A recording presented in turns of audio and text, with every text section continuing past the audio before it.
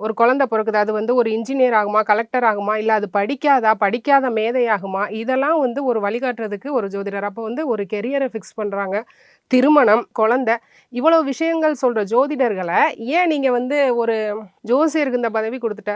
இது அவர் கேட்ட மாதிரி தான். அவர் கேட்ட மாதிரி அப்போ கஞ்சா வைக்கலாமா, ஜெயிலுக்கு போகலாமா, அங்கே இருக்கவங்க மேலெல்லாம் கேஸ் இல்லையா, போனாதான் நீ பதவி கொடுப்பியா, ரொம்ப எக்ஸாக்டாக சார் வந்து கேட்டிருந்தாங்க. அதை தான் நானும் சொல்கிறேன், ஜோதிடர்கள் வந்து அரசு பதவிக்கு வரக்கூடாதா?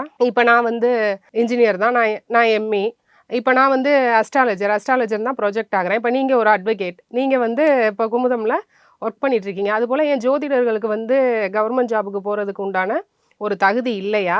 அவர் அதைத்தான் சொன்னார். நான் வந்து இன்னொன்று அவர் சொன்னது கரெக்டு. ராதன் சார் சொன்னது என்னென்னா, இப்போது என்னைய ஜோசியர் என்னை பதவிக்கு உட்காத்தி வச்சுட்டா, நான் என்ன 24 மணி நேரமும் அவர் ஜாதகத்தை பார்த்து ஆன்சர் பண்ணிகிட்டே இருக்க போகிறேன்னா?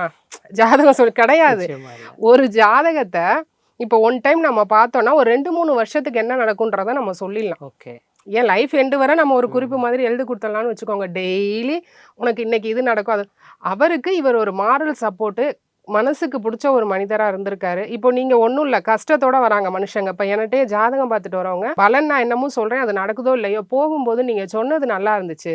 அப்போ நாங்கள் வந்து என்ன சொல்கிறோம், வார்த்தைகள் என்ன சொல்கிறோன்னா, வர்ற பிரச்சனையை வந்து எதிர்கொள்றதுக்கு உண்டான ஒரு தைரியத்தை கொடுக்கறது தான் ஜோதிடம். திடம் வர்ற மனுஷனை திடப்படுத்தி அனுப்புறது தாங்க ஜோதிடம்.